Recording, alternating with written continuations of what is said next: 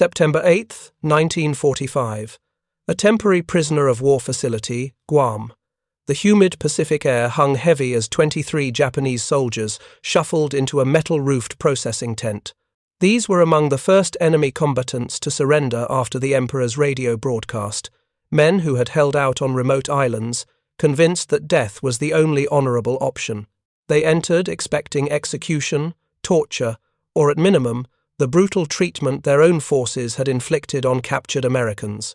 What they witnessed over the next 48 hours would shatter every assumption their military indoctrination had taught them about American weakness and Japanese superiority.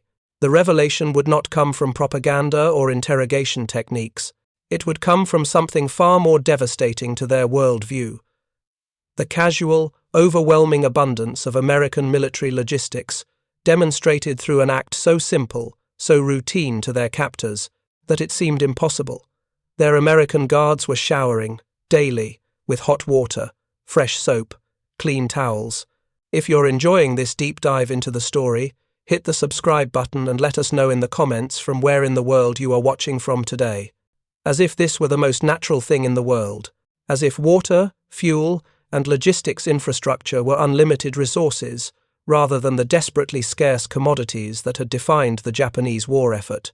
These prisoners, who had not bathed properly in months, who had watched their own supply lines collapse into starvation rations and disease, were confronting mathematical proof that the war they had fought was unwinnable from the very beginning. The story of how Japanese prisoners of war came to understand American industrial superiority through its logistics begins not with grand battle or strategic planning, but with the mundane reality of field sanitation and the staggering supply chain required to maintain it. The shock of witnessing American hygiene practices was not merely cultural, it was a window into an industrial and logistical machine so vast that even its auxiliary, functions keeping soldiers clean, healthy, and supplied with basic necessities, exceeded the total capacity of the Japanese war economy.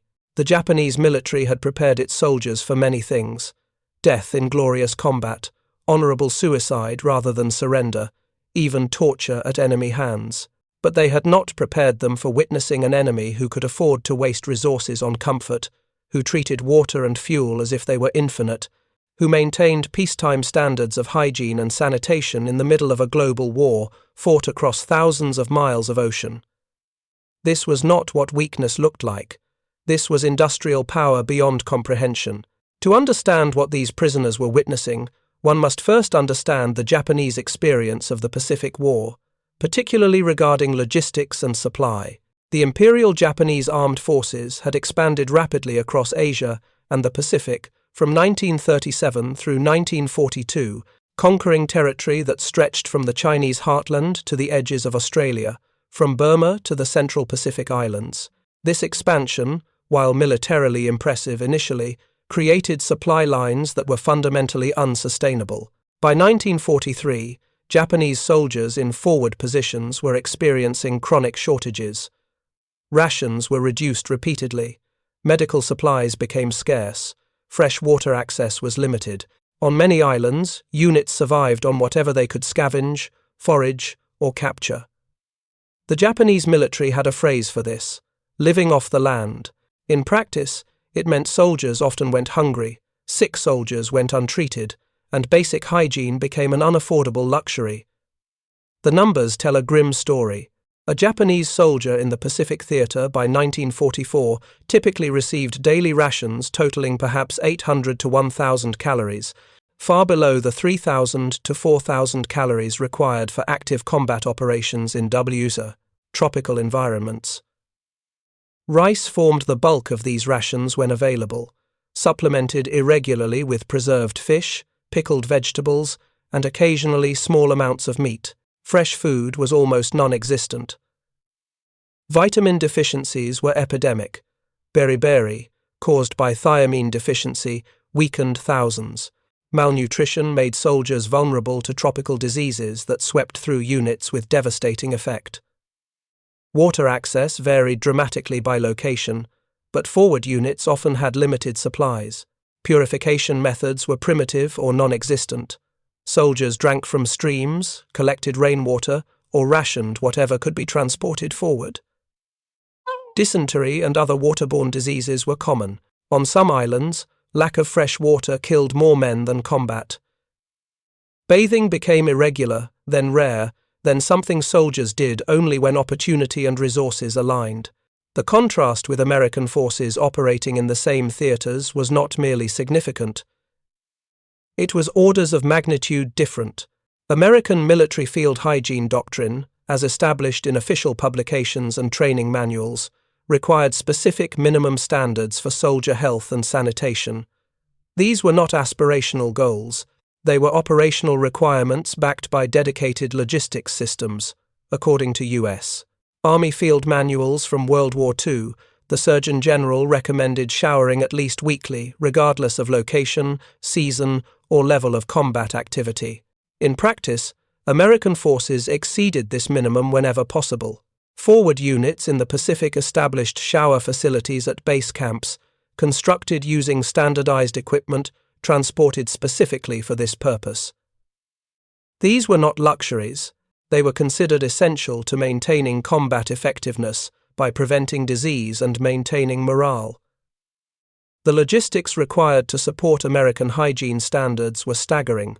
Water planning factors specified requirements for multiple categories of consumption. Drinking water consumption varied by climate but averaged 5 to 15 gallons per soldier per day in tropical environments. Personal hygiene, shaving, brushing teeth, washing required approximately 1.5 gallons per soldier per day. Heat casualty treatment in tropical zones required additional water.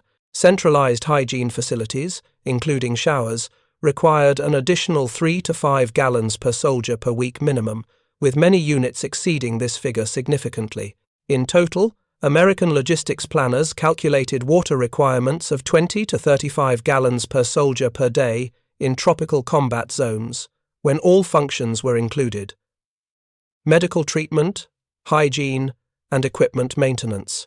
This did not include water for large-scale operations like airfield dust control or concrete mixing for base construction, which consumed thousands of additional gallons daily at major installations. To put this in perspective, a single American infantry division of approximately 15,000 men required between 300,000 and 525,000 gallons of water daily to maintain these standards. This water had to be sourced, purified, stored, and distributed through dedicated logistics systems that included purification equipment, storage tanks, water tankers, and distribution networks of pipes and bladders extending from rear areas to frontline positions. The Japanese military had no comparable system. Water was obtained locally when possible, transported in individual canteens or small containers when necessary, and rationed severely. The idea of using hundreds of thousands of gallons daily for a single division's hygiene and comfort would have seemed criminally wasteful to Japanese logistics officers struggling to deliver basic food rations to forward units. But water was only one component of the hygiene infrastructure that astounded Japanese prisoners. The American military transported complete sanitation systems to forward areas, including prefabricated shower units, laundry facilities, and waste disposal systems. Mobile quartermaster units operated these facilities, staffed by soldiers whose primary job was maintaining hygiene and sanitation for combat troops. This was specialized labor, dedicated personnel whose sole function was keeping other soldiers clean and healthy. The equipment itself demonstrated industrial capacity. The expeditionary shower system used by American forces consisted of containerized units that could be transported by ship, set up by 2 personnel in 15 minutes, and provide clean, temperature-controlled showers for up to 24 soldiers per hour. These units included onboard water heaters, multiple shower heads, privacy stalls, and environmental controls. They were manufactured by American industry specifically for field deployment, shipped across thousands of miles of ocean, and installed at bases throughout the Pacific. Japanese prisoners observing these facilities were witnessing not just different hygiene practices, but the industrial and logistical systems that made such practices possible.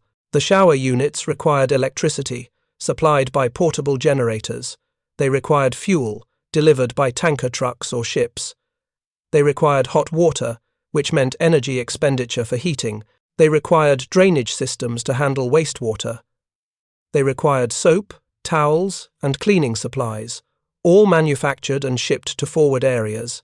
And critically, they required the transportation capacity to move all of this equipment, fuel, and supplies across vast Pacific distances, while simultaneously moving ammunition, food, weapons, vehicles, and everything else required for combat operations.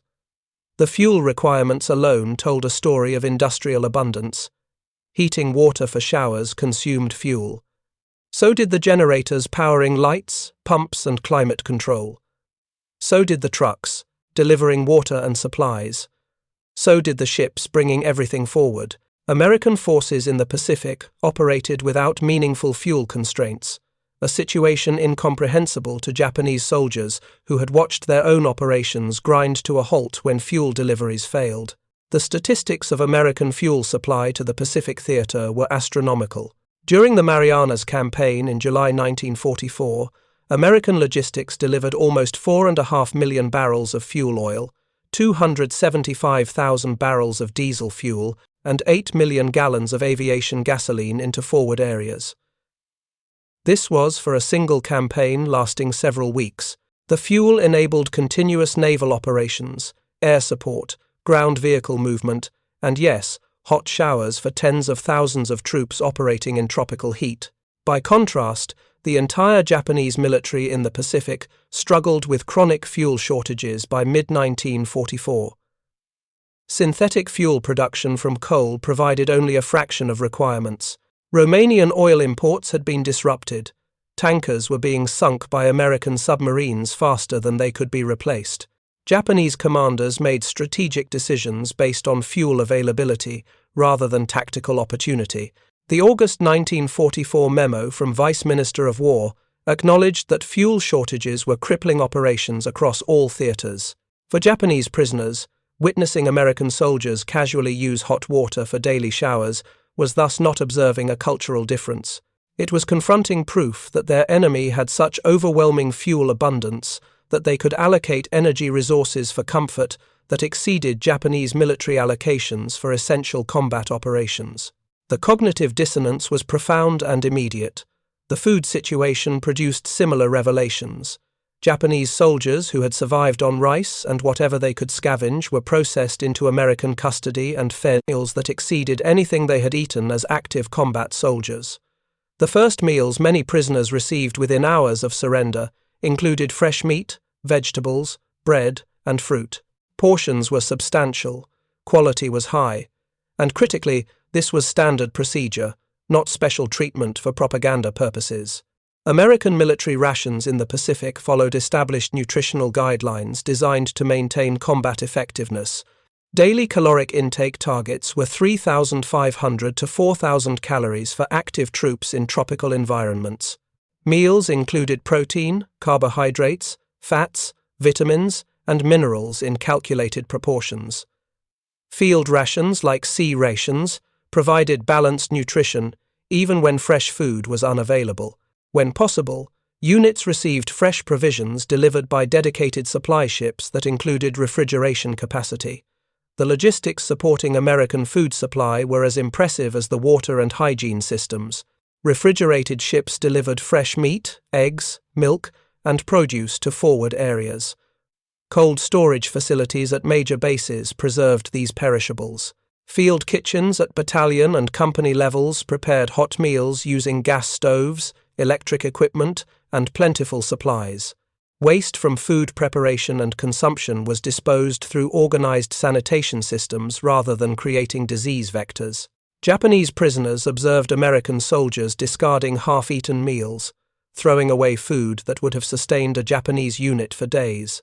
This waste, which seemed horrifying from a mindset of desperate scarcity, revealed abundance so overwhelming that calories had become disposable. American logistics shipped so much food forward that units could afford to prioritize variety, freshness, and palatability over mere survival nutrition. The medical care provided to prisoners reinforced these lessons. Japanese soldiers expecting execution instead received physical examinations, treatment for wounds and diseases, and access to medical supplies that had been unavailable to them throughout their service. American doctors used penicillin freely, the antibiotic that Japanese forces could barely obtain for critical cases. Surgical facilities treated conditions that Japanese military hospitals lacked supplies to address. Dental care, eyeglasses, and chronic disease management were provided as standard procedure. The medical logistics supporting this care paralleled other supply systems in their scale and effectiveness. American forces in the Pacific maintained complete hospital units, from frontline aid stations to fully equipped base hospitals with surgical capabilities, X-ray machines, laboratories, and pharmaceutical supplies. These facilities were staffed by trained medical personnel, supplied with medications manufactured in American pharmaceutical plants, and equipped with instruments and equipment produced specifically for military medicine. Wounded or sick prisoners were evacuated using the same medical evacuation systems that supported American casualties. Ambulances, hospital ships, and medical aircraft transported patients to appropriate care levels.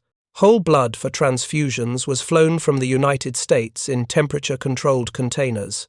Plasma, morphine, sulfur drugs, and other critical medications were available in quantities sufficient for all patients regardless of nationality. For Japanese prisoners who had seen their own medical system collapse under supply shortages, watching American medicine function with apparent unlimited resources was yet another demonstration of industrial supremacy. Their own medics had improvised treatments using jungle plants and improvised tools. American doctors practiced medicine supported by pharmaceutical industry and manufacturing capacity that produced medications in tonnage rather than individual doses. The pattern repeated across every aspect of daily life in American custody. Prisoners received uniforms, blankets, toiletries, and personal items manufactured and distributed through supply chains that seemed impossibly efficient. They were housed in barracks with electricity, proper sanitation, and weather protection built using standardized designs and prefabricated materials. They had access to recreational equipment, reading materials, writing supplies, and other items that acknowledged psychological needs beyond bare survival. All of this infrastructure, the showers, the food, the medical care, the housing, the electricity, the water systems, the waste disposal, required transportation across thousands of miles of ocean. This was the most revealing aspect of all. American logistics could simultaneously transport combat troops, weapons, ammunition, vehicles, fuel, and all of these support systems to forward areas while maintaining supply chains that kept everything functioning. The scale of American shipping in the Pacific made this possible. Total naval shipments to the Pacific in 1944 reached 5,522,000 tons. This included not just weapons and ammunition, but construction materials, food, medical supplies, hygiene equipment, fuel, spare parts, and everything else required to maintain military forces far from home. American shipyards produced vessels so rapidly that losses to Japanese submarines and aircraft, while significant, never threatened overall capacity. The Liberty ship program exemplified this capacity. These mass-produced cargo vessels, built using prefabricated sections and assembly line techniques, averaged 42 days from keel laying to launch at peak production. American yards completed 3 Liberty ships per day at their height. In 1943 alone, the United States launched 19.2 million tons of merchant shipping. This was more than 7 times the tonnage Japanese submarines sank that year. For Japanese prisoners learning these statistics through conversations, observation, and interrogation, the numbers told a story of such overwhelming industrial superiority that their own war effort appeared futile in retrospect. Japan's entire war economy could not produce ships as quickly as American submarines sank them, yet American shipbuilding exceeded all losses and continued growing. The mathematics made victory impossible. The prisoners' understanding deepened as they observed base operations and heard details from their captors. American bases in the Pacific functioned like small cities, complete with infrastructure that would have been impressive in Japan's homeland, yet had been constructed on remote islands within months. Airfields capable of handling heavy bombers, docks that could service multiple cargo vessels simultaneously. storage depots containing thousands of tons of supplies, all built using equipment and materials shipped from the United States. If you find this story engaging, please take a moment to subscribe and enable notifications. It helps us continue producing in-depth content like this. The construction capability itself demonstrated industrial power. American combat engineers and Seabees built these bases using bulldozers, cranes, cement mixers, generators, and specialized equipment manufactured for military construction. Japanese forces built fortifications using hand labor, simple tools, and whatever local materials could be found. The resulting disparity in construction speed and quality was enormous. Americans built in weeks what would have taken Japanese forces months, or could not have been built at all. Electricity generation at these bases provided another shock. American forces installed generators capable of powering lights, equipment, air conditioning, refrigeration, and communication systems across entire installations. Soldiers worked, slept, and lived with electrical power as an assumed baseline. Japanese forces often operated without electricity, using minimal lighting and no climate control. The energy required to maintain American base operations exceeded total power generation at many Japanese installations. The prisoners began to understand that they had been fighting not merely a different army with different tactics, but a fundamentally different type of military force, backed by an industrial economy operating on a scale they had not imagined existed. The showers were not an anomaly or a luxury, they were a natural consequence of a logistics system so powerful that maintaining soldier hygiene was considered a basic function rather than an impossible goal. This realization created profound psychological effects. Japanese military indoctrination had taught that Japanese spirit and will could overcome material disadvantages. That superior morale and fighting spirit made up for inferior numbers or equipment. That American forces were soft, undisciplined, and would crumble under pressure. The reality the prisoners witnessed contradicted every element of this propaganda. American soldiers were neither soft nor undisciplined. They fought effectively despite, or perhaps because of, the extensive support systems that kept them healthy, fed, and equipped. The industrial base supporting them was not a sign of weakness, but of overwhelming strength. The ability to maintain peacetime standards of hygiene and nutrition in combat zones demonstrated economic power beyond Japanese comprehension. Some prisoners initially refused to believe what they witnessed, assuming it was elaborate psychological warfare. Surely the Americans could not actually waste resources on daily showers and hot meals while fighting a global war. Surely this was a temporary display meant to demoralize them. But as days became weeks, as they observed the routine efficiency of American logistics, as supplies continued flowing without interruption, the truth became inescapable. This was not propaganda, this was normal American military operations. The showers, the food, the medicine, the infrastructure, all of it was standard procedure replicated at bases across the Pacific. The prisoners were not seeing American maximum effort. They were seeing American routine, a baseline level of supply and support that would have represented impossible luxury to Japanese forces. The interrogations that followed surrender provided additional evidence. American intelligence officers questioned prisoners about Japanese logistics, capabilities, and operations. The prisoners, taught that surrender brought certain death, found themselves treated respectfully, even kindly. The contrast between their expectations and reality created psychological conditions favorable to cooperation. Many Japanese prisoners of war provided extensive intelligence to their captors, a phenomenon American interrogators noted with surprise, given Japanese military indoctrination against surrender. One interrogator's report from 1945 noted that 84% of Japanese prisoners surveyed had expected torture and execution after capture. Instead, they received medical care, adequate food, and treatment consistent with Geneva Convention standards that Japan had agreed to follow but never ratified or implemented. The shock of this humane treatment, combined with the visible evidence of American military and industrial supremacy, created what some prisoners described as ideological collapse.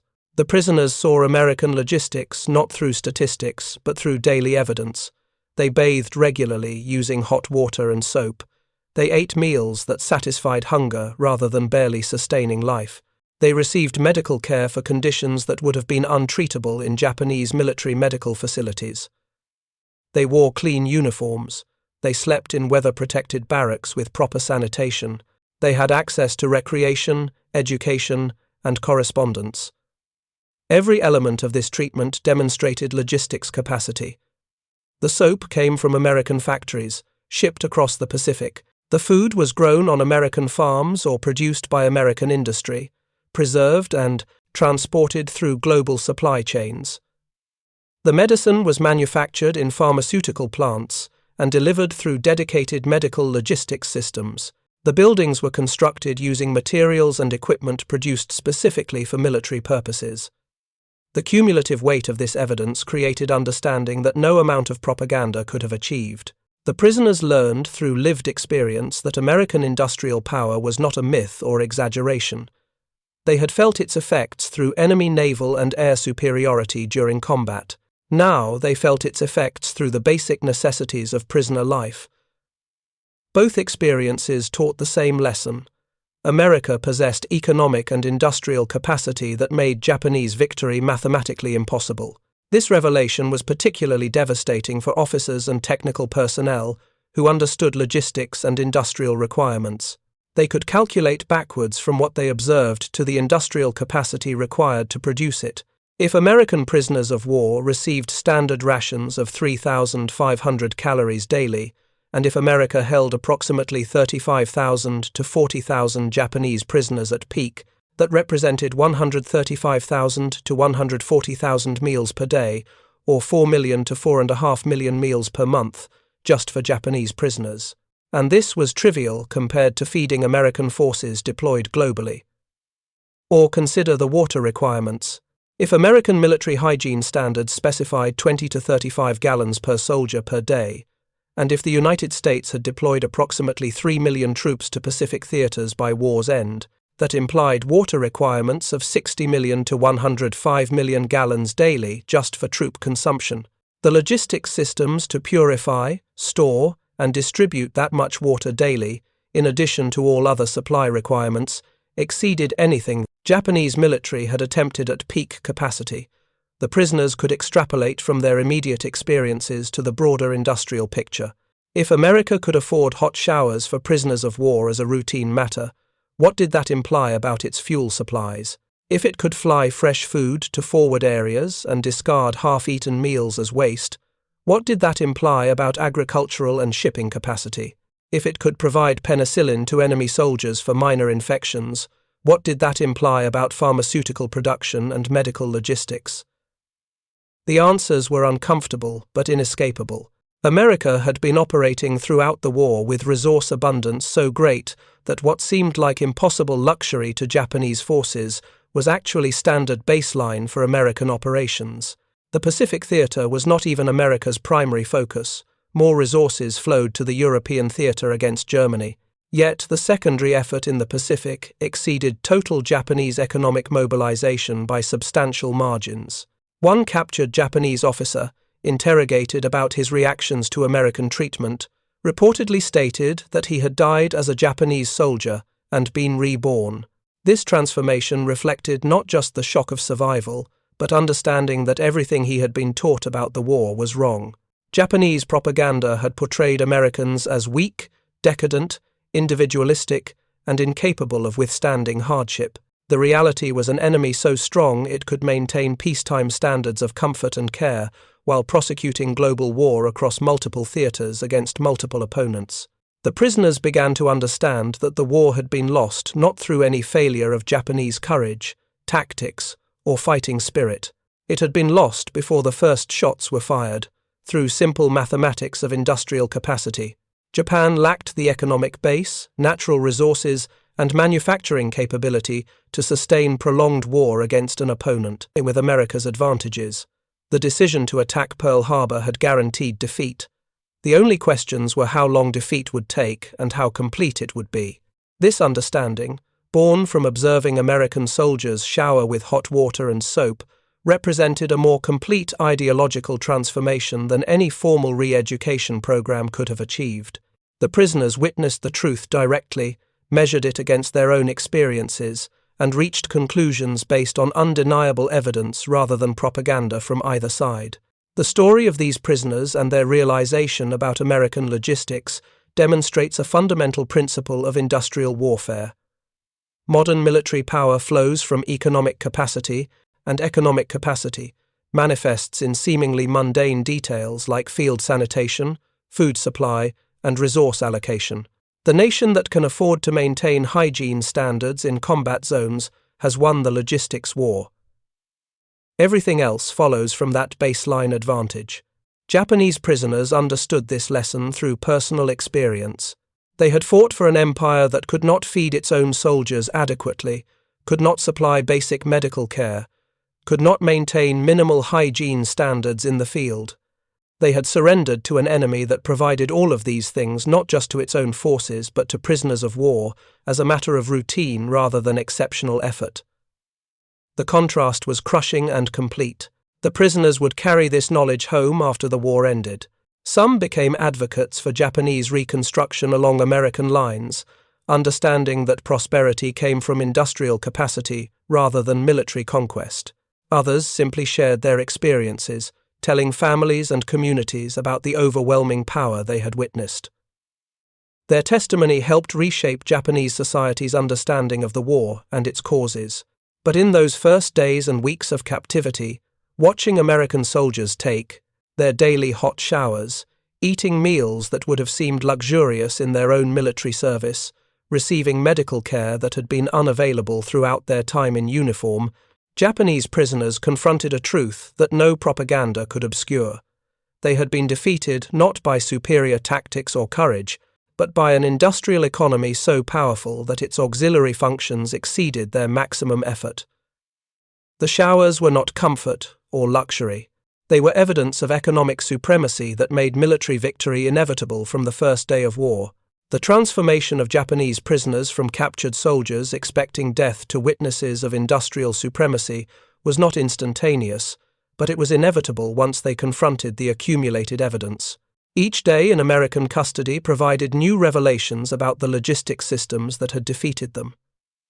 Each routine interaction with their captors demonstrated capabilities that Japanese forces had never possessed. The shower facilities that initially shocked prisoners were merely the most visible manifestation of deeper systemic advantages. As prisoners spent more time in American custody, they observed the infrastructure supporting those showers and every other aspect of base operations. They saw water purification units processing thousands of gallons daily. They observed fuel deliveries arriving on schedule without fail. They watched supply ships unload seemingly endless quantities of materials. They witnessed the casual efficiency of a logistics machine that operated without the desperate improvisation that had characterized Japanese supply efforts.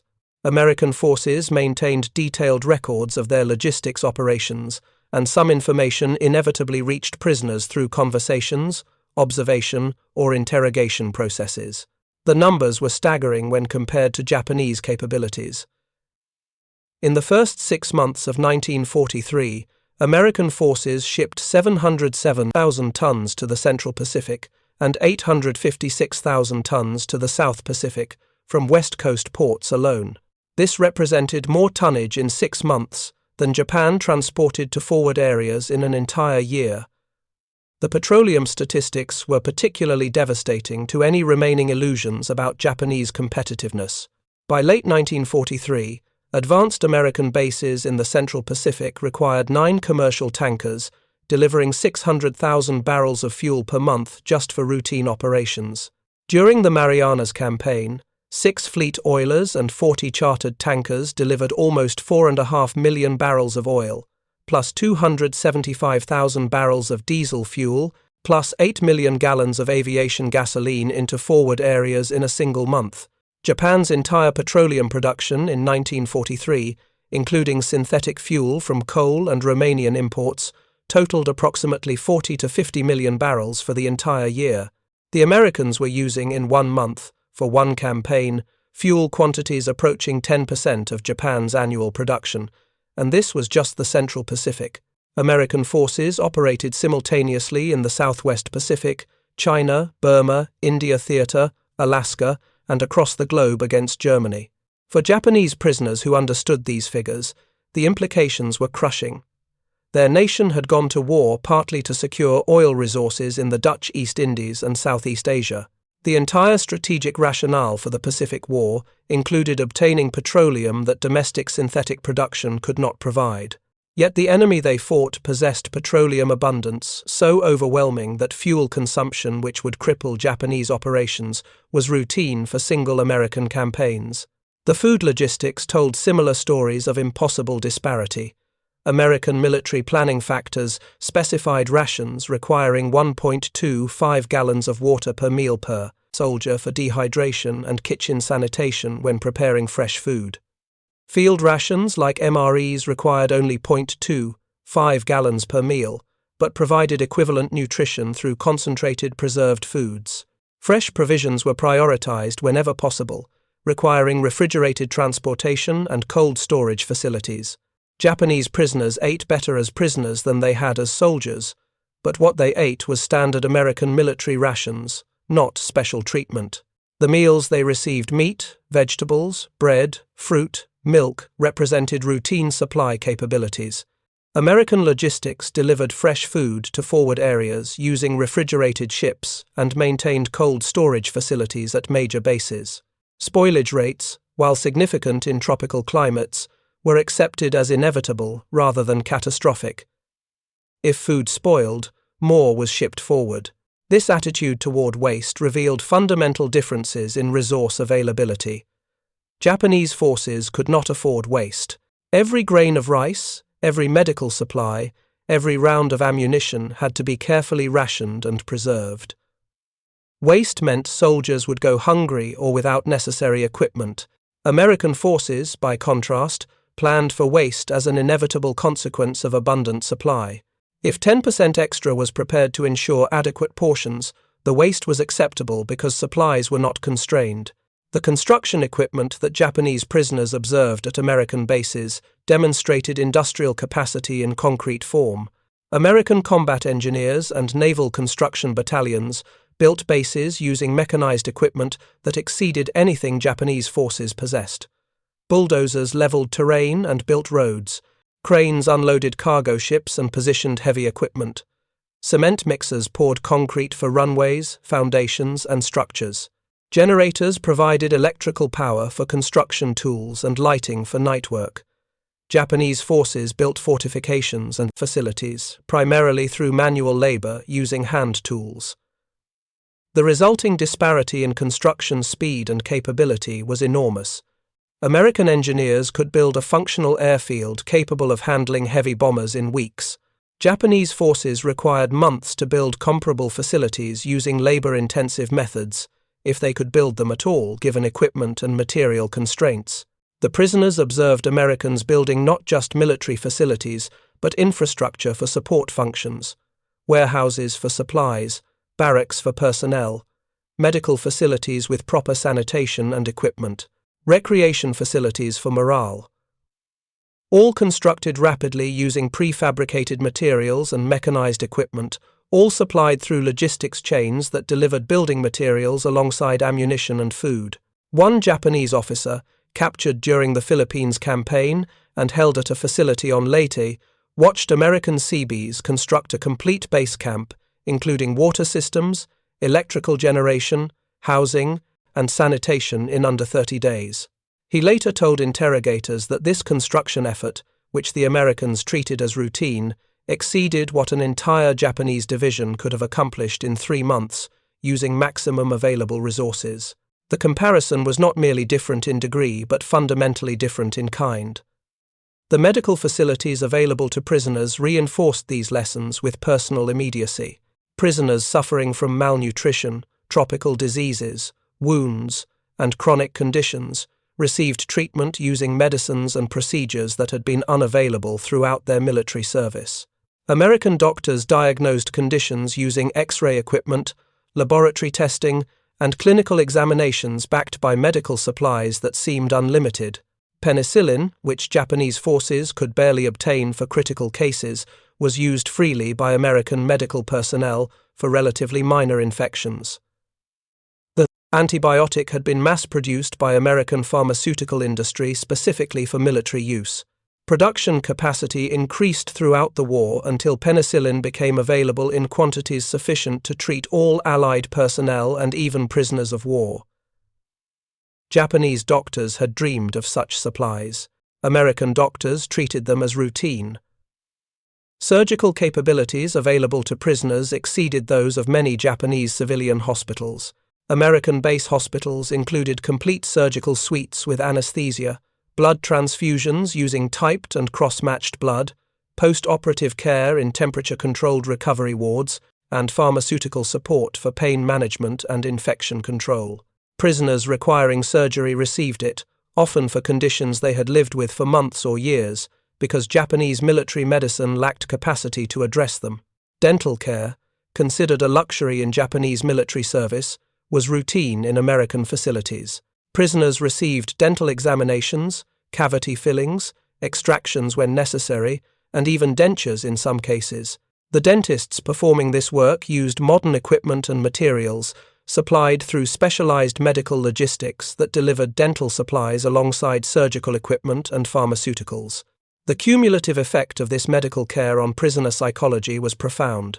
They were receiving better medical treatment as prisoners than they had ever received as soldiers, and better than many had received as civilians. This treatment demonstrated not American kindness, though that was part of it, but American logistics capacity, the ability to provide comprehensive medical care to prisoners of war while simultaneously supporting combat operations revealed economic power that Japanese forces had never approached. American forces could afford to treat enemy prisoners because the logistics burden was trivial compared to overall capacity. The medicines, equipment, and supplies represented a tiny fraction of total medical logistics. The industrial base producing these supplies had capacity to serve military and civilian needs simultaneously, with surplus sufficient to extend care to prisoners without any constraint on combat operations. This realization that their treatment was not special effort, but trivial utilization of surplus capacity was more devastating to Japanese prisoners than any propaganda could have been. They were not witnessing American maximum mobilization. They were witnessing American routine operations, a baseline that exceeded Japanese maximum effort. The interrogations conducted by American intelligence officers provided additional insights into this disparity. Japanese prisoners, despite military indoctrination against surrender, proved remarkably cooperative once in American custody. The reasons were complex, but included the stark contrast between expected treatment and actual experience. Soldiers who had anticipated torture and execution instead received medical care, adequate food, and respectful treatment. The psychological shock created conditions favorable to cooperation. American interrogators noted that Japanese prisoners often provided detailed information about their units, operations, and military capabilities. This intelligence proved valuable for tactical and strategic planning, but it also revealed Japanese perspectives on the war. Many prisoners expressed surprise at American material superiority, having been told by propaganda that American industry was weak and American soldiers were soft. The reality they experienced contradicted these teachings completely. One interrogation report from late 1944 documented prisoner statements about supply conditions in their units. Soldiers described rations reduced to starvation levels.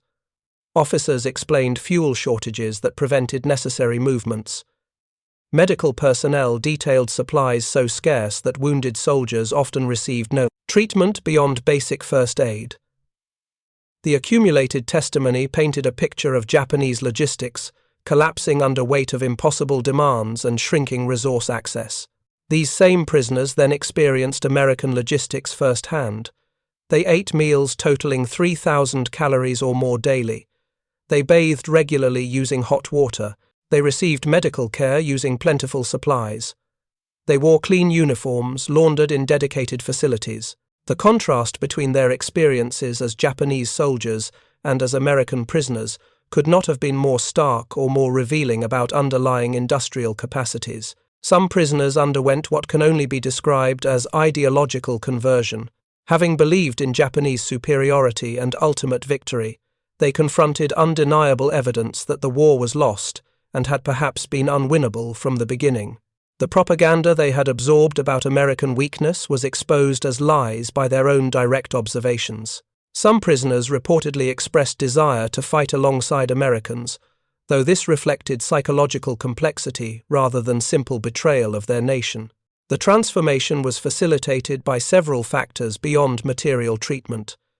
Japanese military culture had provided no training in resistance to interrogation because surrender was considered impossible and shameful. Soldiers who surrendered had violated the deepest principles of their military service.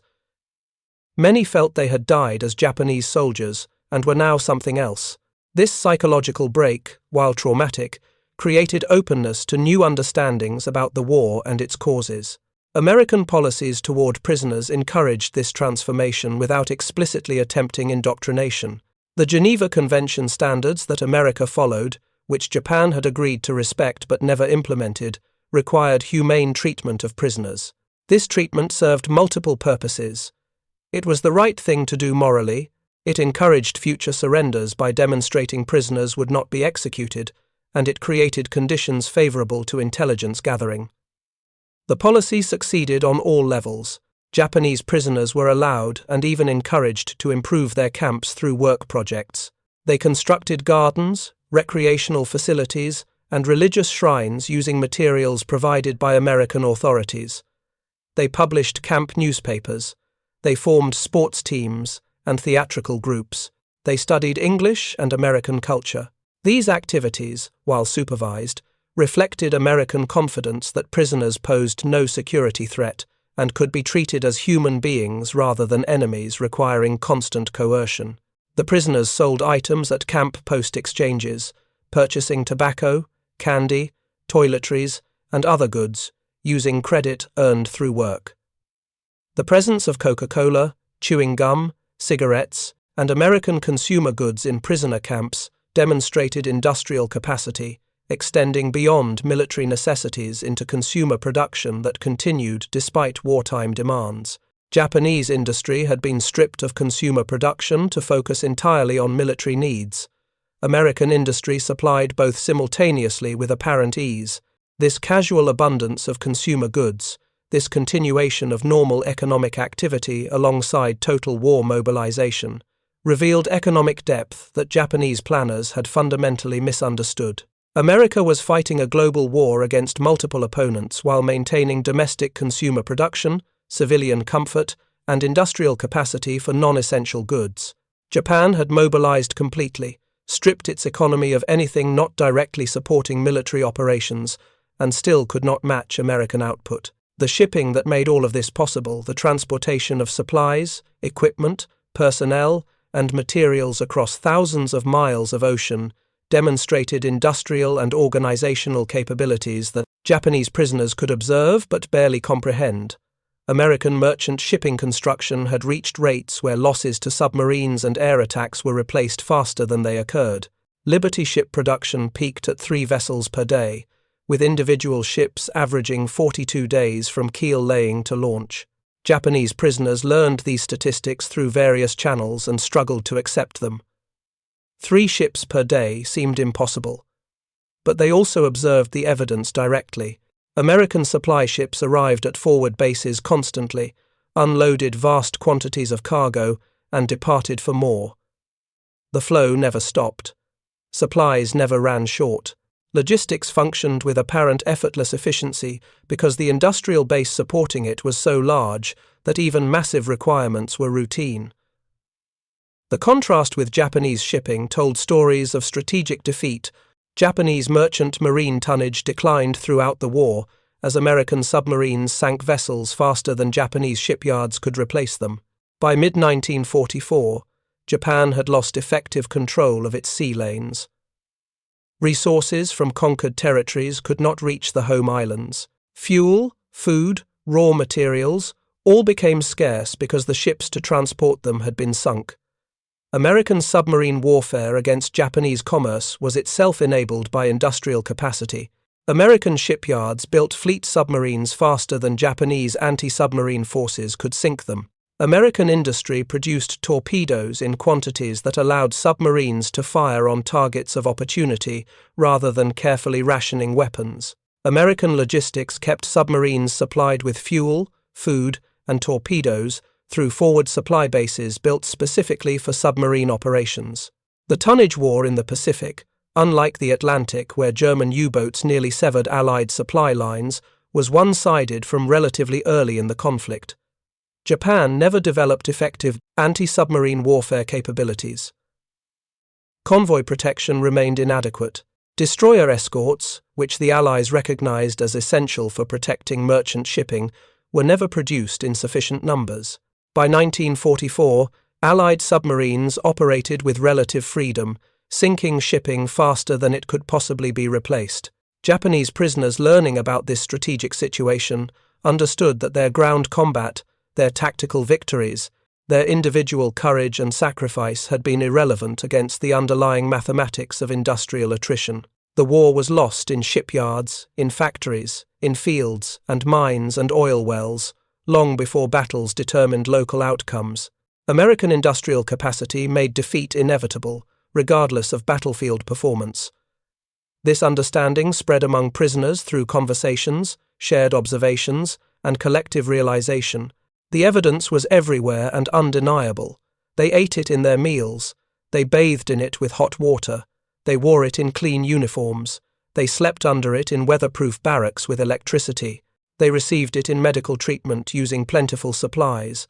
Every aspect of their daily existence as prisoners demonstrated the industrial superiority that had defeated Japan. The psychological impact varied by individual but followed common patterns. Initial shock gave way to gradual acceptance. Denial became difficult when evidence accumulated daily. Anger at having been lied to by propaganda mixed with relief at survival and decent treatment. Eventually, many prisoners reached understanding that the war had been fundamentally unwinnable given the economic disparities involved. Some prisoners documented their experiences and thoughts in diaries, letters, or post-war memoirs. These accounts consistently emphasized the shock of American material abundance, the casual waste that seemed criminal to men from a culture of desperate scarcity. The hot showers that revealed fuel abundance. The plentiful food that demonstrated agricultural and shipping capacity. The medicine that showed pharmaceutical production at impossible scales, all of it accumulating into inescapable conclusion about industrial power. After the war ended with Japan's surrender in August 1945, prisoners began repatriation to their homeland. They returned to a nation devastated by bombing, occupied by American forces, facing starvation and reconstruction. Many carried with them the understanding they had gained in captivity about American economic power and the futility of the war that had been fought. Some former prisoners became advocates for Japanese reconstruction along democratic and industrial lines, understanding that prosperity came from economic development rather than military conquest. They had witnessed firsthand the fruits of industrial economy and constitutional governance. They had seen that American strength came not from militarism, but from industrial capacity, agricultural productivity, and efficient organization. The occupation of Japan by American forces reinforced lessons the prisoners had learned in captivity. The same logistics systems that had supplied hot showers for prisoners now delivered food to prevent starvation in defeated Japan. The same industrial capacity that had defeated Japan militarily now supported reconstruction. American aid, delivered through the very supply chains that had won the war, helped Japan rebuild and eventually prosper beyond anything the military government had achieved.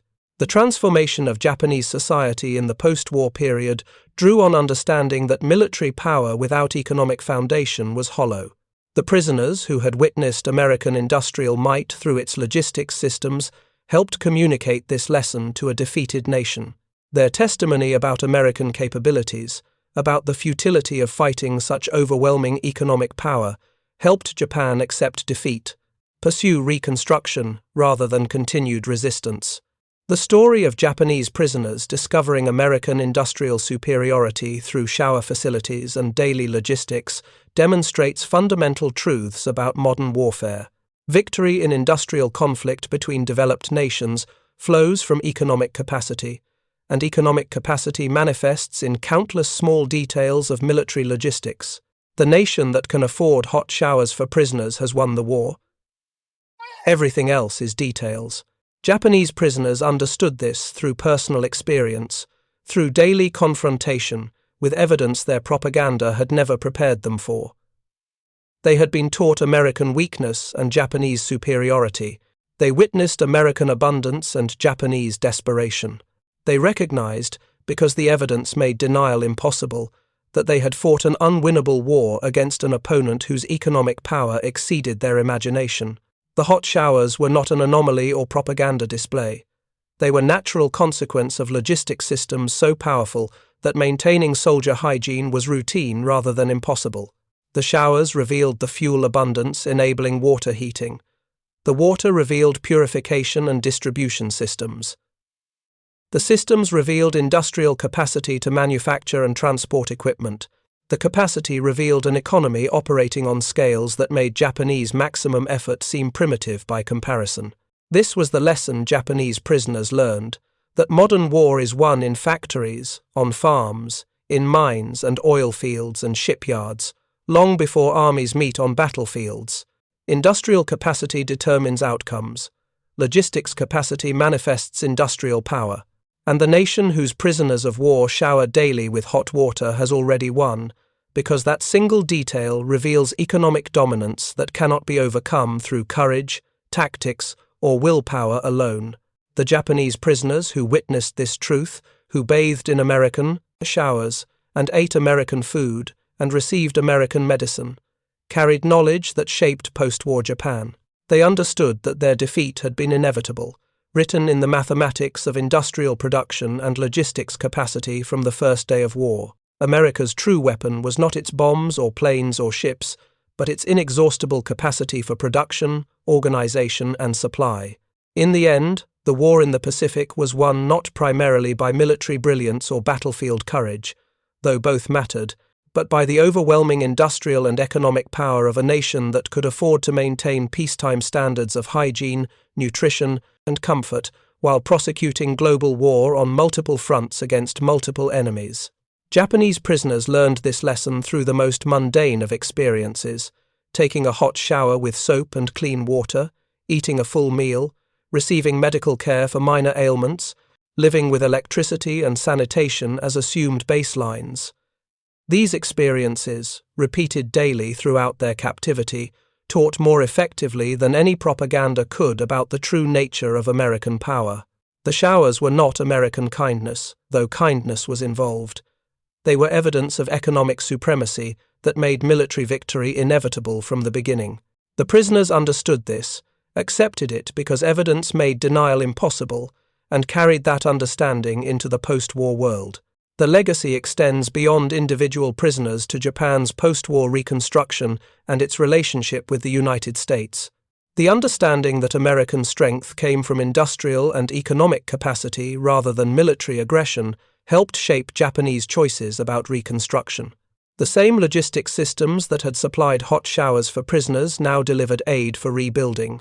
The economic model that had defeated Japan militarily offered a path to prosperity through peaceful development.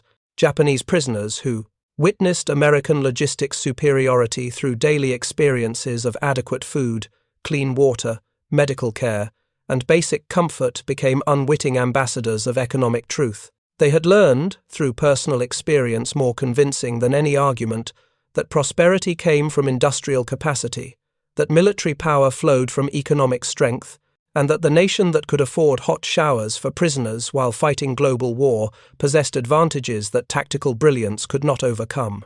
This lesson, born from observing American soldiers casually maintain hygiene standards in combat zones, shaped the post-war Pacific and contributed to Japan's transformation from militarist empire to economic powerhouse, allied with the United States. The hot showers that shocked Japanese prisoners revealed industrial power that won the war and shaped the peace that followed. Thank you for watching. For more detailed historical breakdowns, check out the other videos on your screen now and don't forget to subscribe.